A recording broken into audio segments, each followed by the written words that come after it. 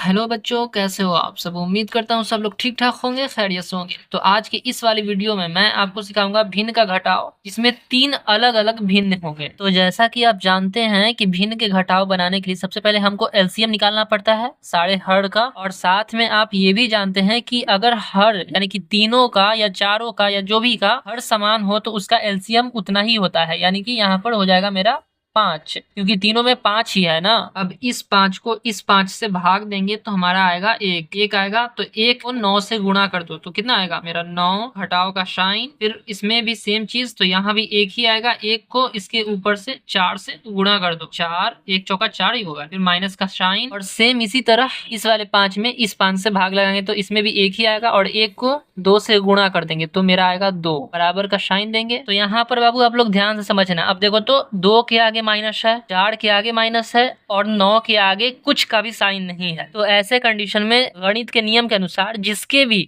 यानी कि जिस भी संख्या के आगे कुछ का भी साइन ना हो, यानी कि माइनस और प्लस का साइन ना हो, तो उसको हम ऑलरेडी प्लस में मानते हैं। यानी कि 9 जो है वो मेरा प्लस में है। आपको जाहिर करने के लिए इधर दे देता हूँ, हालांकि इसको देना नहीं है पर आपको दिखाने के लिए, क्योंकि आप लोग भी सीख रहे हो इसीलिए। अब देखो तो 9 प्लस में है, 4 माइनस में है, 2 माइनस में है, यानी कि जो जो माइनस में है उसको एक साथ जोड़ेंगे तो 4 और 2 6। तो यहाँ पर लिख देंगे माइनस में 6। अब 9 है तो उसको 9 ऐसे ही लिख देंगे, बटे में 5। देखो तो 9 में से 6 जाएगा तो 3, फिर 5 का ऐसे ही लिख देंगे। ये हो गया हमारा आंसर। 3 अंक यानी कि 3 अलग अलग भिन्नों का घटाव बन गया। तो चलिए एक और सवाल बनाते हैं। इसमें देखो तो 4, 5, 5 यानी कि इनका एलसीएम निकालना है, तो निकाल लेते हैं सबसे पहले। तो इसका एलसीएम आया मेरा 20। अब 20 में इससे भाग देंगे तो कितना आएगा मेरा 5, 5 में 12 से गुणा कर देंगे। उसी तरह इसमें भी 20 में 5 से भाग देंगे तो कितना आएगा 4, और 4 को ऊपर से गुणा कर देंगे तो कितना आएगा मेरा 4 पच्चे 20। फिर माइनस का साइन है, दे देंगे। और 4 इधर भी आएगा, यानी कि 5 का 20 4 और 4 का पहाड़ा 6 बार, 6 चौका 24। ये 60 है तो 60 को ऐसे लिख देंगे, बट्टा में दे देंगे 20। माइनस का निशान है। क्या होता है ना कि माइनस माइनस प्लस होता है, लेकिन साइन माइनस का ही रहता है, तो उसी तरह साइन माइनस का रहेगा, लेकिन 20 और 24 इक्वल टू 44। अब इनको घटा देते हैं हम। 60 में से 44 जाएगा तो कितना आएगा मेरा 16 बटे 20। अब क्योंकि ये कटने वाला है इसीलिए हम काटेंगे, तो कितना से काटेंगे